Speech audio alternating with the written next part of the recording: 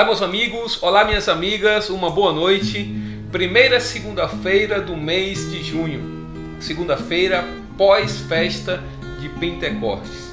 Estamos começando mais um Tapiri da Fé. Antes de começarmos o nosso programa, nós vamos fazer a nossa oração, pedir a nossa mãezinha santíssima, que está aqui ao nosso lado, para que ela possa sempre interceder por todos nós, por todas as nossas famílias, por todas aquelas pessoas que estão passando por algum tipo de necessidade. Ave Maria, cheia de graça, o Senhor é convosco. Bendita sois vós entre as mulheres, e bendito é o fruto de vosso ventre, Jesus. Santa Maria, Mãe de Deus, rogai por nós, pecadores, agora e na hora de nossa morte. Amém. Meus amigos e minhas amigas, é com esta oração que nós damos início ao nosso programa Tapiri da Fé. E quem está conosco hoje para falar tudo sobre Pentecostes, tudo e mais um pouco, é o nosso amigo Rodrigo Tavares. Boa noite, meu amigo. Boa noite, Kelvis. Boa noite a todo mundo que nos assiste aqui no Tapiri da Fé. Uma alegria estar aqui com vocês. Vou chamá-lo de Tatá para os íntimos. Amigo. Opa, a gente. O Tapiri que agradece a sua disponibilidade em estar aqui conosco para falar sobre esse tema muito importante para a nossa igreja e para a nossa fé. Tatá, antes de começarmos, a gente vai fazer a leitura da palavra, porque o nosso bate-papo vai ser em cima da leitura da palavra de Deus. Vamos lá. Beleza? Você que ainda não leu a palavra, pegue a sua palavra, né? Teve aquele dia cheio do trabalho, ainda não tirou aquele tempinho para refletir sobre a palavra de Deus. Então pegue a sua Bíblia e abra em Atos dos Apóstolos, capítulo 2, versículo do 1 ao 13. Atos dos Apóstolos, capítulo 2, versículo do 1 ao 13. Tendo-se completado o dia de Pentecostes, estavam todos reunidos no mesmo lugar.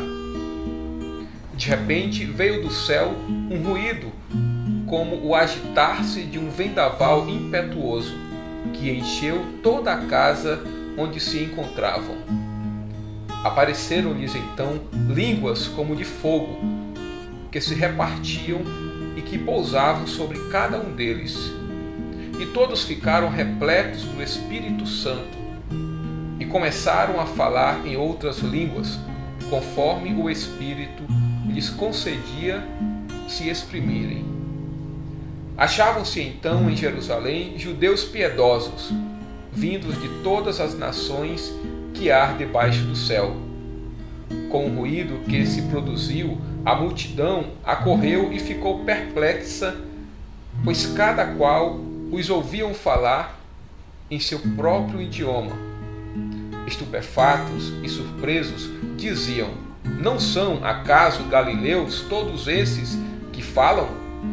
Como é, pois, que os ouvimos falar, cada um de nós, no próprio idioma em que nascemos?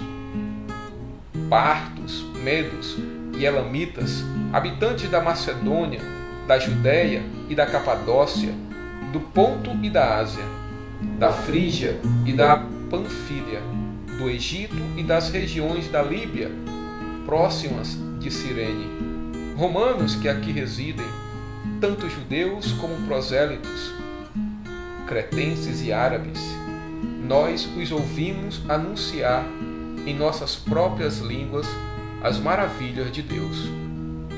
Estavam todos estupefatos e atônitos perguntavam-se uns aos outros: que vem a ser isto? Outros, porém, zombavam: estão cheios de vinho doce. Palavra do Senhor. Graças a Deus. Meus amigos, minhas amigas, agora é conosco Tatá. Meu amigo, eu queria que você se apresentasse para os nossos ouvintes que estão lá do outro lado, na sua confortável poltrona. Sua caminhada, sua trajetória. Maravilha. Que comunidade você pertence. Nossos amigos querem saber de onde você é. Vamos lá, então. Bom, eu sou o Rodrigo, né? Deus, como você falou, meus irmãos Me chamam de Tatá, eu sou missionário da comunidade Via Lucis, essa comunidade nova, uma nova fundação aqui na Igreja Particular de Manaus. Temos o reconhecimento diocesano para exercer esse trabalho missionário aqui na diocese. E sou pernambucano, quase 20 anos de Manaus, mas sou de Pernambuco.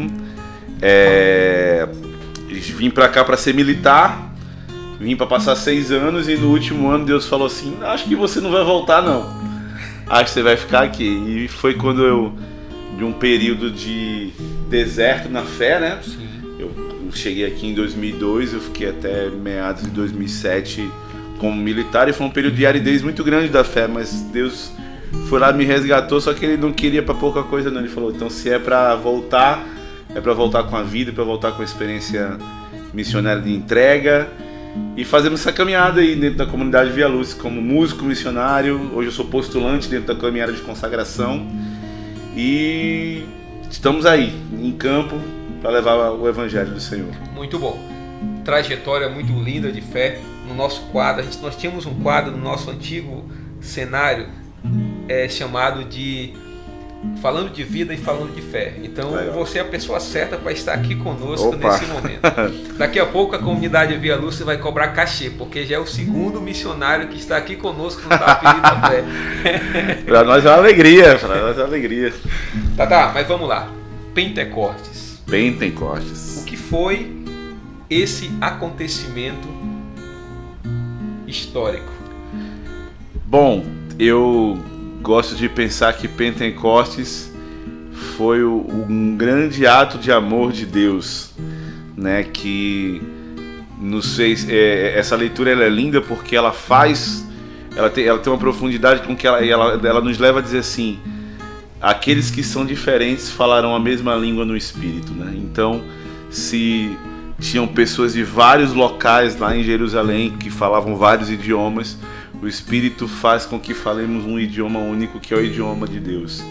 Então eu gosto de pensar que Pentecostes é essa festa da unidade mesmo, né? E aqui em Manaus tem essa particularidade de celebrarmos, né? Graças a Deus vamos celebrar juntos novamente depois da pandemia, né? Tendo celebrado já juntos depois da pandemia, né? A gente realmente festejar, né?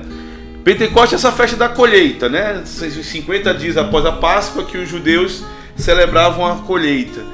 E existe colheita maior que pelo Espírito colhermos homens e mulheres para a verdadeira mensagem do Evangelho. Então, mais do que dar um significado como foi a Páscoa, né? A Páscoa judaica, que celebrava a libertação do povo do Egito, Jesus veio dar esse sentido da Páscoa na ressurreição, um novo sentido, a Páscoa na ressurreição. E esse sentido do Pentecostes de não celebrar somente a colheita dos grãos, mas sim colher homens e mulheres novos pelo Espírito para Deus. Então eu gosto muito de ruminar essa leitura, né? Porque se somos todos diferentes, aquele povo diferente em Jerusalém, pelo Espírito nos tornamos um só. É a grande primeira manifestação da igreja, né? Da igreja que estava ali escondida com medo, né? Mas o Espírito vem e faz a igreja se manifestar. Então, a partir desse evento, a igreja começa a ganhar mundos, né? A igreja que Cristo funda em Pedro lá atrás, e sobre ti edificarei a minha igreja, mas ainda não é algo concreto, é algo ainda de caminho. Os apóstolos ainda têm medo, mas o Pentecostes vem para dizer para o mundo: agora a igreja se manifesta. A igreja que Cristo fundou em cima de Pedro se manifesta e fala uma língua só, a língua do Espírito. Então eu acho belíssimo interpretar o Pentecostes com essa grandeza, com essa dimensão de que, apesar de muitos, apesar de diferentes, nos unimos no Espírito. Muito bom. Tata, você falou que Pentecostes, né, era a festa da colheita, né? Os judeus se reuniam nesse momento para celebrar a colheita, né? Assim como a Páscoa, parece que o cristianismo ele se apoderou, né, de mais uma terminologia ou de mais uma festa judaica, né? Por que esse processo de vamos dizer, na antropologia a gente chama o termo de aculturação, né? Se apoderou de mais uma festa para dar continuidade à sua história, né? Entender que o Cristo, ele fala, né? Eu não vim para abolir, mas para dar cumprimento da lei, né? Então, Jesus, ele não vem para tornar inventar nada, mas fazer com que aquilo que já existe e fazer com que o que já existe tenha o real sentido em Deus, né? Então, como na Páscoa, né? O Pentecostes, ele vem para dar esse sentido de tempo novo, né? Eis que faço novas todas as coisas, mas ele não vai abolir aquilo que já é, né? Quando fala assim, a quem me enviou, diz que eu sou, te enviou. Ele não era, ele é, né? O eu sou. Então aquele que ele é ontem, hoje, será sempre. Então esse sentido que a gente mergulha de entender que o Pentecostes é essa festa que ganha um novo significado, né, da tradição judaica, passa a ter um sentido cristológico, porque até então era um sentido único e exclusivamente judaico, mas agora existe um sentido cristológico, que Jesus fala: é preciso que eu vá para que o Espírito Santo venha. Então, certa vez eu li um texto de um teólogo, que eu não vou lembrar agora, que ele falava assim: importante entendermos a força de cada tempo, né? O tempo evangélico é o tempo de Cristo. Antes era o tempo do Pai, onde o Pai era a referência, o Deus Yahvé, o Jeová era a referência, o Deus de Abraão, o Deus de Isaac, o Deus de Jacó. O tempo evangélico é esse tempo em que Jesus se manifesta, o Verbo encarnado se faz presente, né? E entender que para que a igreja se mantenha viva, e o primeiro grande acontecimento da igreja é o Pentecostes, entender que a igreja vive pelo Espírito.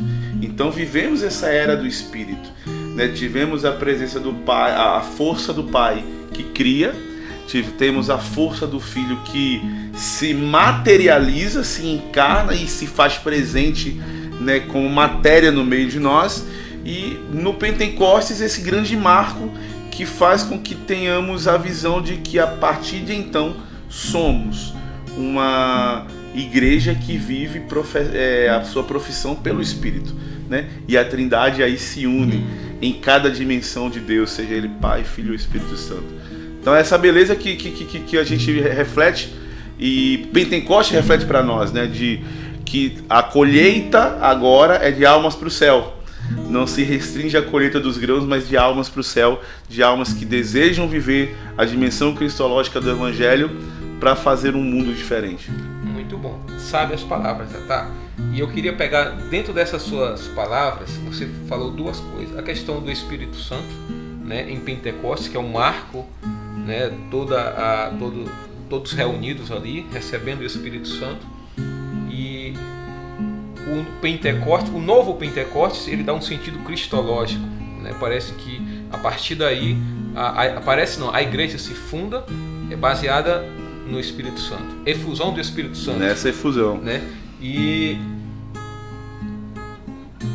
nós temos em João, né, no capítulo 20, no dia da ressurreição, quando Jesus ressuscita, ele encontra os discípulos e ele diz o seguinte, né? Recebei o Espírito Santo. Aqueles a quem perdoardes os pecados, ser-lhes-ão perdoados. Aqueles aos quais retiverdes, ser-lhes-ão retidos, né? Por que o nosso Pentecostes não começa daí, né? Com o próprio Cristo dizendo: receba o Espírito Santo. Por que não começa daí? Essa simbologia cristológica que você falou. É incrível. Eu refletia sobre esse Evangelho de João, acho que umas 2 semanas atrás, e parece-me, né, fica evidente que a gente depois vai ver que logo depois desse envio do Espírito Santo que Jesus sopra, os apóstolos eles voltam a pescar. Eles vão fazer novamente a pesca, né? E parece-me que não é incutido o sentido desse sopro do Espírito Santo que Jesus sopra sobre eles, né? Recebeis o Espírito Santo, eles recebem uma missão apostólica, né?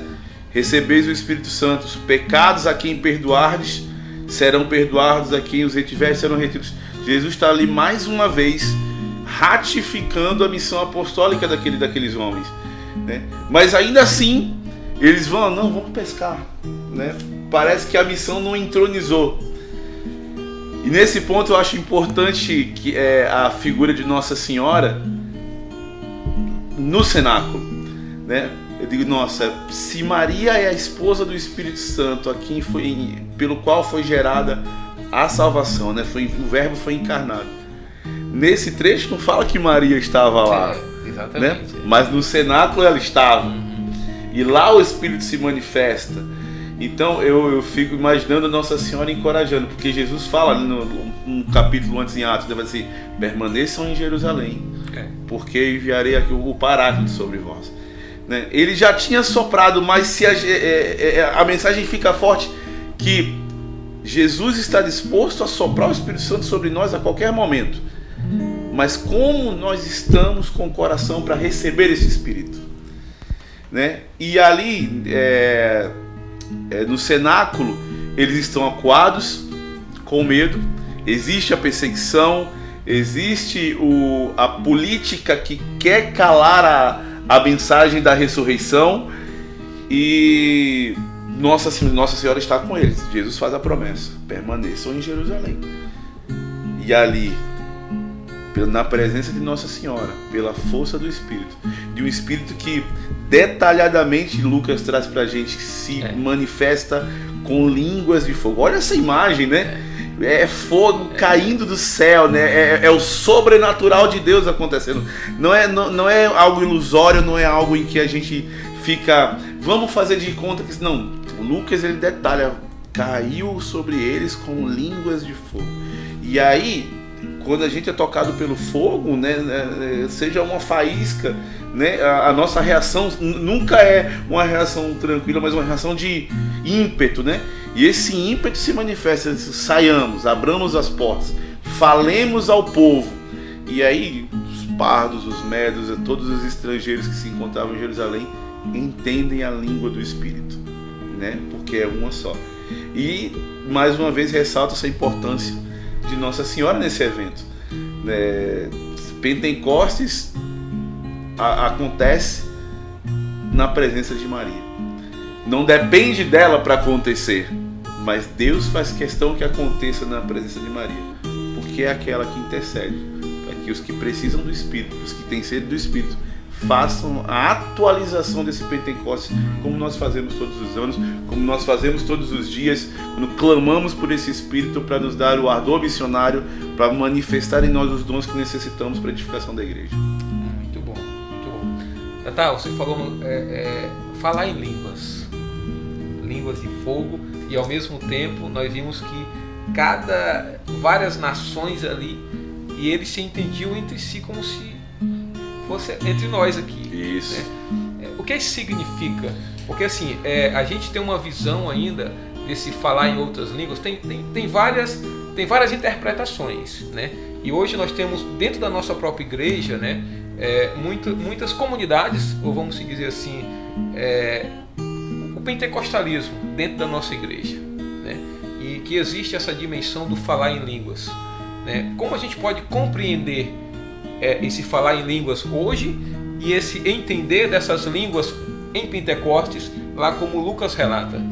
Então, é importante entender que existe a questão do dom de línguas, o dom que faz com que o sobrenatural, o milagre aconteça. Eu não falo inglês, eu não falo espanhol, eu não falo holandês, japonês, mas pelo Espírito, pela capacidade que eu recebo do Espírito, eu posso desenvolver isso. O Espírito ele sopra onde quer e faz o que quer.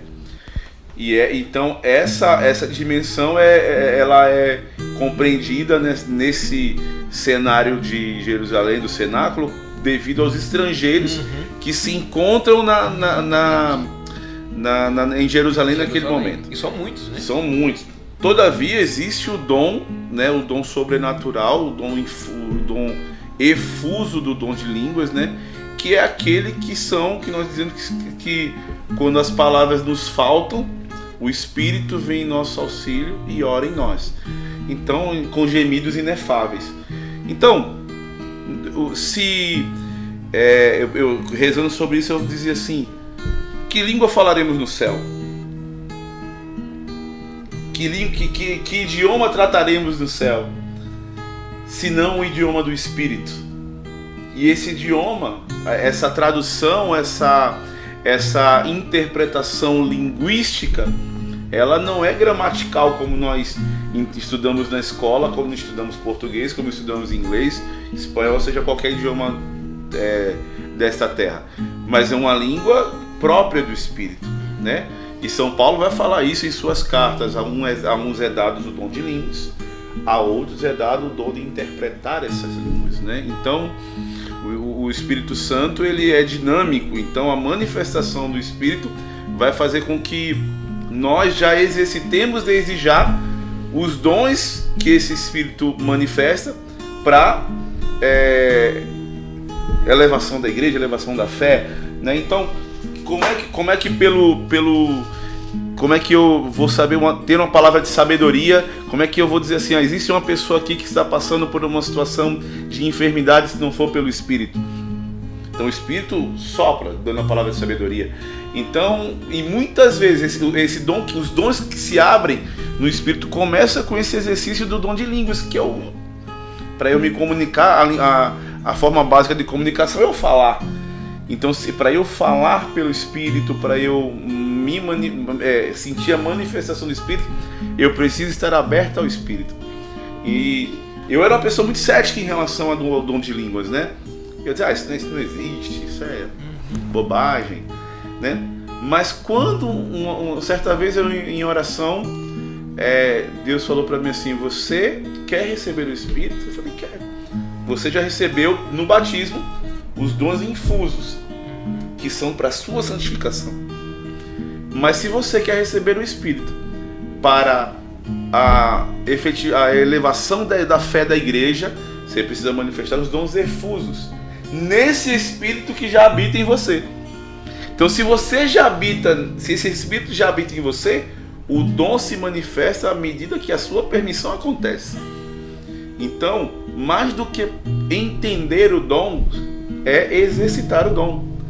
E foi assim, a primeira vez que eu orei em línguas, né, eu me assustei. Não foi uma coisa que eu queria fazer, foi porque eu permito que o Espírito se manifeste. Então, existe o dom de línguas, que faz com que eu absorva a capacidade de falar numa língua estrangeira do que eu nunca falei com uma pessoa de um país diferente. Mas existe o dom do Espírito, que é aquele dom que manifesta a graça do Espírito em mim, para que eu possa proclamar a graça do céu desde já. Se a experiência de Pentecostes prefigura o céu, eu tenho que me adaptar à linguagem que se fala no céu. Então, se a igreja é a prefiguração da Jerusalém celeste, que é o céu, né? Se é o corpo místico onde Cristo é a cabeça, então eu tenho que já entender que à medida que o Espírito me concede a graça, eu vou falar e eu vou orar conforme o Espírito me orienta, prefigurando esse céu que eu quero chegar. Muito bom. Coisa que eu não tinha essa compreensão ainda. Muito bom. A gente sabe pelos nossos estudos, pelas nossas leituras, e você também, né? Um homem que estuda muito, estudioso da nossa fé católica principalmente, né? Já leu vários livros. Por que nós podemos, por que a gente sempre afirma que o início da igreja foi em Pentecostes? Por que não dizer quando ela foi oficializada pelo Império Romano? Ou até mesmo quando Jesus ressuscitou e lançou essa proposta? O Império Romano, né, quando Constantino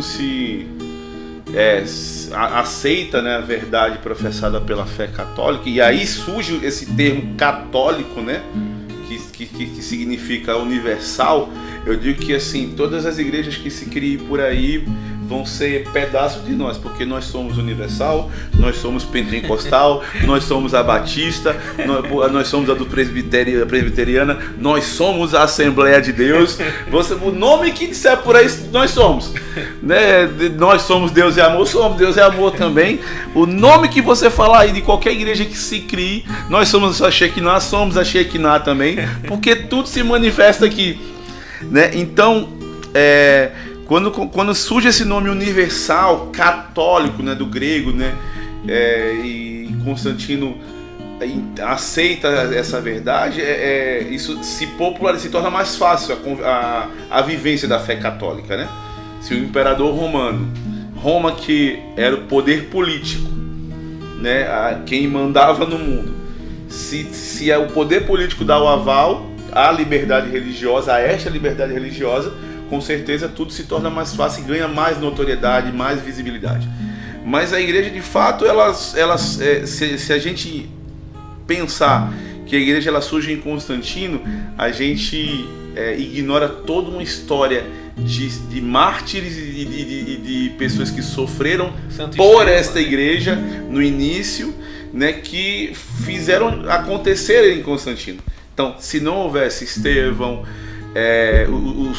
os primeiros padres do deserto, a patrística, né, se não houvesse um Paulo, um Pedro, né, e tantos outros que deram a vida, que morreram no Coliseu de Roma no início dos séculos, até Constantino, não existiria igreja em Constantino para ser concretizada.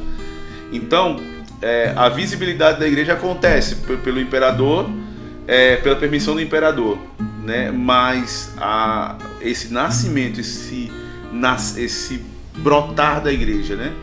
Gosto de pensar que não é nem lá em Pedro, né? Quando Jesus fala sobre essa pedra edificarei, mas ali ele fala assim, ele decreta, mas o acontecimento da igreja, aquele que mostra a força do que somos até hoje, né? É lindamente evidenciado em Pentecostes, porque é a igreja em saída, como o Papa Francisco fala, sejamos uma igreja em saída. Então é a igreja que estava na clausura, estava naquele medo, que ainda vai ter suas preocupações, que ainda vai ter que ter uma série de cuidados para não ser pego e ser abafado, mas é a igreja que abre as portas e fala, existe alguém que está à frente, né? Pedro ali, né? Quando faz aquele belo discurso, convertendo tantos mil ali, né? 3 mil, 5 não lembro assim, se é 3 mil, 5 mil, com o seu discurso, e cura com a sua sombra, né? E fala uma das frases tão belas, né? Não temos nem ouro nem prata, mas o que temos vos damos é Jesus. Então, essa força da igreja que não se manifesta pela permissão do imperador romano, mas ela se manifesta na graça do Espírito que é em Pentecostes. Muito legal. Maria, como você mesmo falou, era mãezinha, ela precisava estar ali. Precisava. Né? Quis Deus que ela tivesse. Quis Deus que ela estivesse. E por que a figura de Maria, logo pós-Pentecostes, ela é apagada? Então, já que ela precisava estar ali para dizer, olha, eu fui a escolhida, então eu como escolhida, né, isso é uma hipótese, né, eu como escolhida, eu também quero estar junto aonde Pedro está, aonde todos aqueles que foram chamados pelo meu filho, que ressuscitou, eu também quero participar dessa missão. E depois disso, depois de Pentecostes, né, parece que Lucas não haver mais como discípulos. Historicamente, né, a gente entende-se, né, que Maria ela não morre, né, ela passa por um processo que a gente chama de dormição e Deus posteriormente a assunta ao céu. Eu acho fantástica a forma em que Lucas coloca. Os evangelistas se colocam a figura de Maria na história da cristandade, porque tentam pintar, né, a nossa fé, a fé católica, como uma fé idólatra de uma santa, né? Mas os evangelistas colocam Maria no ponto. Eu gosto de pensar, Nossa Senhora aparece no ponto. Então, em Pentecostes, ela cumpre a missão dela, né, de mãe da igreja. É a mãe que está com os filhos aflitos enquanto a graça não se manifesta. A graça se manifestou. Aqueles filhos vão para as suas missões. Alguns vão morrer martirizados. Outros ficarão até o final como João. E ela faz o papel dela, que é estar do lado até eles estarem prontos. Olha que mensagem bonita de Deus para nós. Eu concedo pela mulher o pecado entra no mundo. Pela mulher a salvação entra no mundo. Pela mulher a graça, né, vira desgraça na desobediência. Pela mulher a graça se manifesta e permanece junto para que a força do Espírito aconteça. Então é tão pontual Maria no cenáculo ali, como aquela que acolhe, que encoraja, que intercede, que no momento em que os apóstolos recebem essa graça, essa força, essas línguas de fogo, né, a intercessão daquela mulher está completa. Agora é viver pelo Espírito. É o que ela faz conosco, né? É o exemplo da mãe mestra que vira para nós e fala assim: eu estarei intercedendo por ti, mas no momento em que estiveres em missão, ou no momento em que estiveres na graça, no centro da graça santificadora, a minha intercessão estará completa, porque tu estarás vivendo no estado de graça. Então Maria, ela é muito pontual, e é belíssimo isso, para que Deus, para mostrar para o mundo que Deus escolheu a presença de Maria para encorajar os seus filhos na figura da mulher que era Eva e agora é Ave. A Eva do pecado, a Ave que é cheia de graça. Para que na sua intercessão, no seu encorajamento, tomando posse desta graça, só a graça nos basta. Então, São Paulo vai dizer também lá em Coríntios, né, que quando Jesus coloca o espinho na carne, né, ele fala: Senhor, tem um espinho na minha carne, ele basta-te a minha graça, porque a intercessão dela já aconteceu. A intercessão dela, a torcida dela, o cuidado dela. Na hora que temos a graça, o papel de Maria está feito. Na hora que temos o vinho, o papel de Maria está feito. Faça aí tudo o que ele nos disser. Muito bom, muito bonito. Tata, eu gostei muito quando você associou o desejo do Papa Francisco de uma igreja em saída, em retirada, com o Pentecoste, né? Aquele momento aqui, agora está na hora da nossa missão e partir. A lição que Pentecostes, que Paulo relata, ela não está um pouco, a nossa igreja atual, contemporânea dos nossos tempos, ela não está um pouco fechada em si mesmo, precisando desse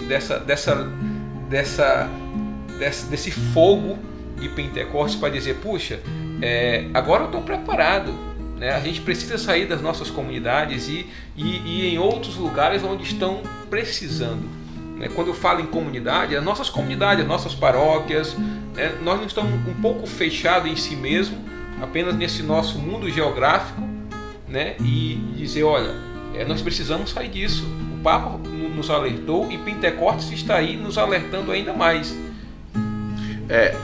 A experiência missionária da igreja ela é linda, ela é fantástica, né? E precisamos ter isso, né, como uma experiência cotidiana. A missão ela não é porque a comunidade Via Luz aqui tem a sua sede, a sua casa. O Tata foi para Parintins 3 semanas atrás com o fundador e mais 2 missionários para uma missão lá. Não é só isso. A igreja em saída, mais do que ele estar correndo os campos, mas é ter um evangelho que não é privativo, mas um evangelho que ele é pro mundo, que ele é universal, né? Então a verdade, ela precisa alcançar as pessoas. É óbvio, né, que hoje existe um grande perigo, que é o ativismo político que se mistura com a fé. Mas é importante entender, o Papa Bento XVI fala que fé e política e religião precisam andar juntas em harmonia para que o bem comum aconteça. A fé ela me dá o sustento espiritual. E a política, ela me dá a prática corpórea, né? A prática material. Mas se eu tenho a prática espiritual e não tenho a prática corpórea, é aquilo que Tiago fala, né? Mostra-me a tua fé sem obras, que eu te mostrarei a minha fé pelas minhas obras, né? E se eu tenho uma política sem fé, eu não tenho valores de referência. Qualquer coisa pode ser considerada como boa. Então, é essa junção que faz com que hoje a experiência de saída seja por vezes perigosa, porque as coisas se confundem por questões de politizações, né, de polaridades, de opiniões ideológicas. Então a gente precisa ter muito cuidado, né, que a igreja em saída, ela tem que ser uma igreja disposta a levar a causa do evangelho, né, sempre a causa do Cristo morto, ressuscitado e que na glória está, né? E aí essa igreja precisa enfrentar as opiniões que são contrárias à verdade revelada, precisa enfrentar as diversas correntes que se levantam em frente a tantas realidades locais. Bom, nós temos um missionário da comunidade de Via Lúcia que está no Japão, um casal de missionários que mora no Japão, e eles relatam pra gente a dificuldade que é ir à missa no Japão, porque não é um país cristão católico. Sim. É um país de cultura oriental, onde as religiões são religiões seculares, como budismo, como hinduísmo. E a fé é uma fé perseguida lá.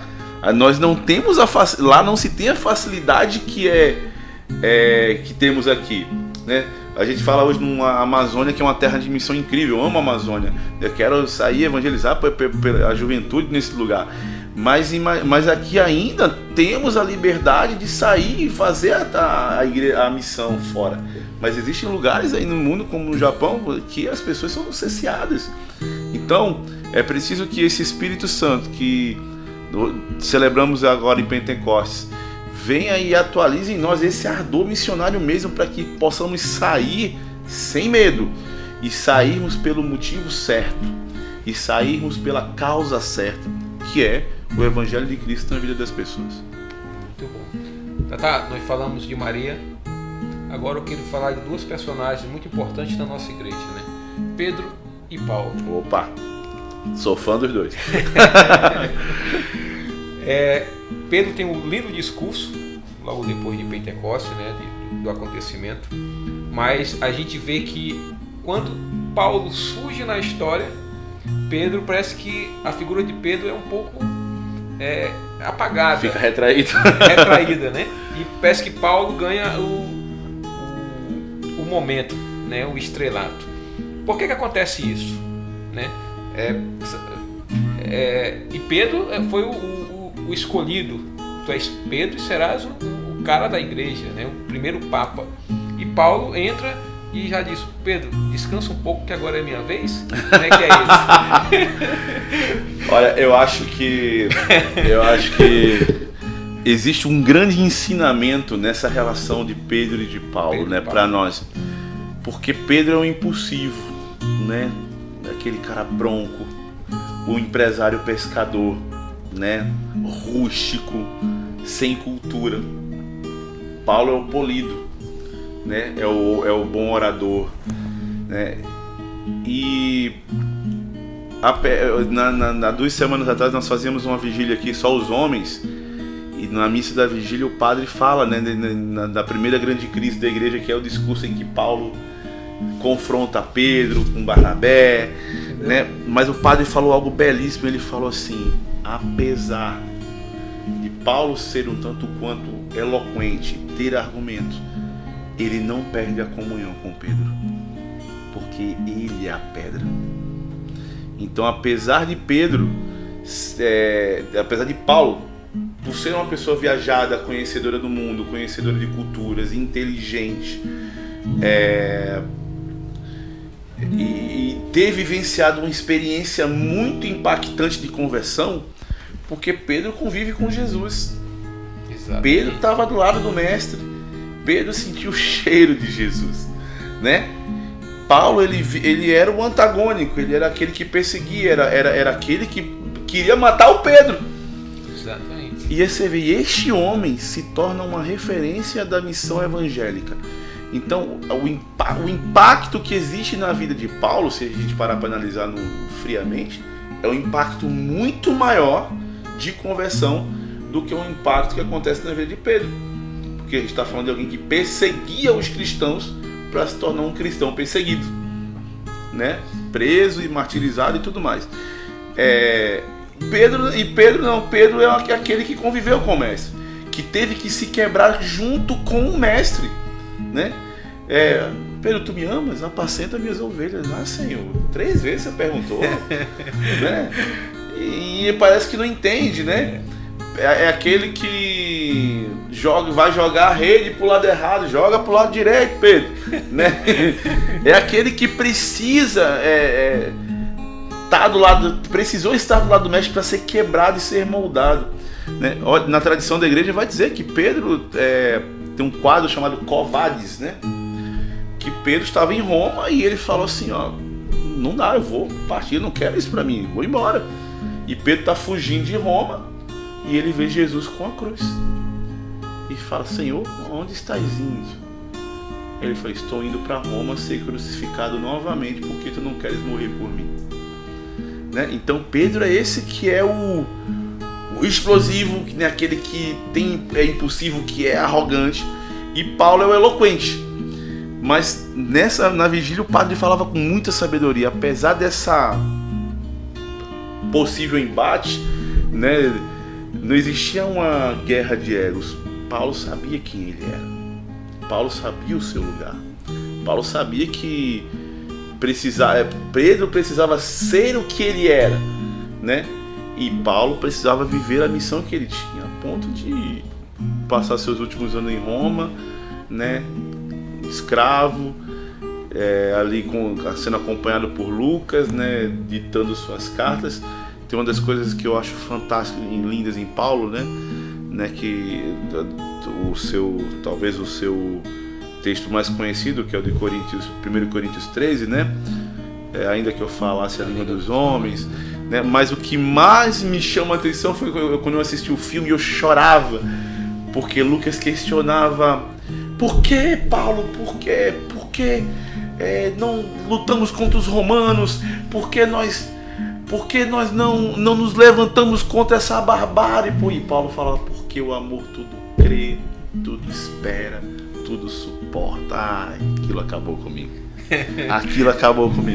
Porque a experiência de Paulo é a própria experiência mística. Ela não é uma experiência de presença como foi a de Pedro.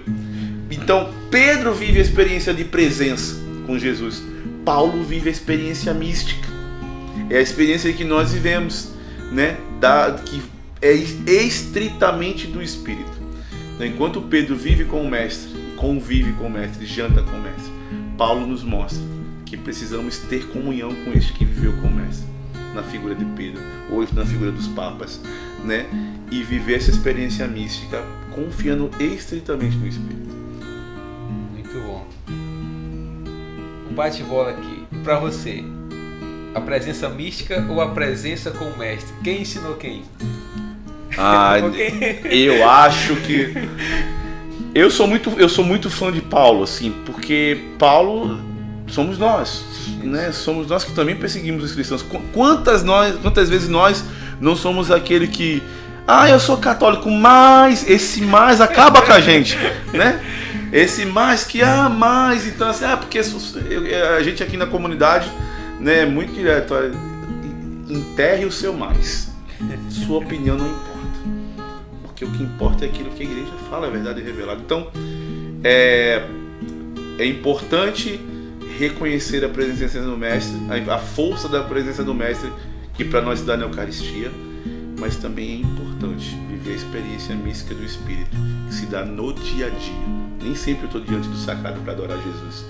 Então eu preciso ter a força do Espírito e confiar que talvez é preciso eu cair do cavalo, como Paulo caiu, e ficar cego alguns dias, para dizer que existe um Deus que me direciona. Então eu sou fã de Paulo pela experiência missionária, né, de saída, de ir fundar as igrejas nas diversas comunidades, Éfeso, Tessalônica, Filipos.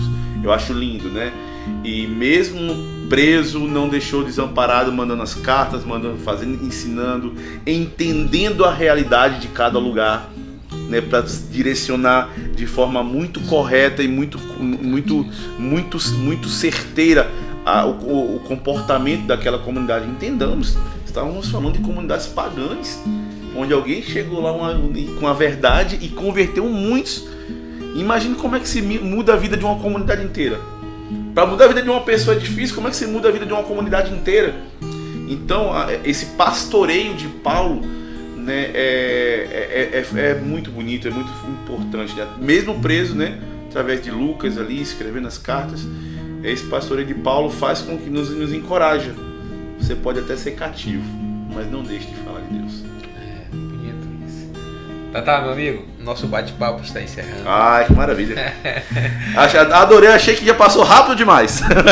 Tenho certeza que você está adorando o nosso bate-papo aqui com o Tatá. É muita informação, muito conhecimento e, acima de tudo, muita fé. Tatá, deixe uma mensagem para os nossos amigos que estão nos assistindo sobre Pentecostes. Claro. Meus irmãos queridos, que Deus possa atualizar no coração de vocês esse desejo, né, de experimentar a graça que se dá nos carismas do Espírito.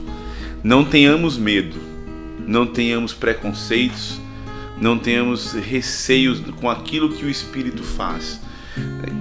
Todas as vezes em que eu tive algum tipo de preconceito com aquilo que o Espírito poderia fazer, eu deixei de viver graças abundantes.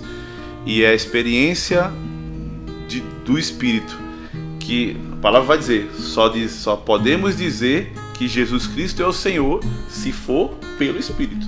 Então é o Espírito Santo que faz com que nós reconheçamos Jesus como Senhor. Então, mais do que querer entender o Espírito, é preciso viver o Espírito. Seja no dom de línguas, no dom de interpretação das línguas, no dom da profecia, no dom da palavra de ciência, no dom da palavra de sabedoria, no dom de milagres, no dom de cura. E eu falo para você que nos assiste que os milagres que a gente lê na palavra de Deus só não acontecem mais hoje com tanta intensidade porque nós temos tolhido o Espírito, não temos permitido que o Espírito age através de nós. Então, está na hora de você deixar um novo Pentecostes acontecer na sua vida. Muito bom. Ouça as palavras do nosso amigo Tatá e não se esqueça, Pentecostes é um novo momento da nossa igreja. Uma igreja em saída, mas sempre levando Jesus. Aquele Jesus que foi concebido por Maria, a nossa mãezinha, e aquele Jesus que chamou Pedro, que teve essa experiência pessoal com o Mestre, e que também chamou Paulo, que teve essa experiência mística poderosa que estruturou a nossa fé e a nossa igreja. Tatá, mais uma vez nós agradecemos a sua disponibilidade. Imagina. Sabemos que a sua agenda é repleta, mas encontrou uma brechinha para nos acolher. E eu queria que você já deixou uma mensagem muito bonita, já falou esplendidamente tudo sobre Pentecostes, né, e as nossas dúvidas que nós tínhamos aqui e levamos para os nossos amigos lá do outro lado que estão nos assistindo. Eu queria que você fizesse a nossa oração final. Claro, é uma alegria. Queremos nessa noite pedir que o Espírito Santo, esse mesmo Espírito que celebramos em Pentecostes, possa vir sobre nós e atualizar a graça do amor de Deus sobre nós. Essa graça que faz novas todas as coisas, essa graça que dá coragem, que dá ousadia, essa graça que nos leva a fazer o inimaginável. Aonde pensaríamos, Senhor, que estaríamos aqui hoje fazendo um programa na internet falando da graça do Espírito Santo. Só esse Espírito é capaz de nos levar e fazer em nós aquilo que é a Tua vontade. Por isso te peço nessa noite, sobre o Kelme, sobre as pessoas que estão aqui no suporte dessa transmissão, a comunidade Via Lucis, a Paróquia Cristo Rei, a Arquidiocese de Manaus, que esse Espírito Santo venha poderosamente e atualize em nós o desejo de céu que precisa fluir do nosso coração, para que caminhemos com passos firmes e já possamos vivenciar e prefigurar este céu em cada experiência de oração que fazemos desde já aqui pelo Espírito, declarando que Jesus Cristo é o Senhor. Por isso, Senhor, te louvamos e bendizemos e agradecemos por tamanha graça em nossa vida. Amém. Amém. Tá? Obrigadão. Imagina, obrigado pelo convite. Estamos à disposição.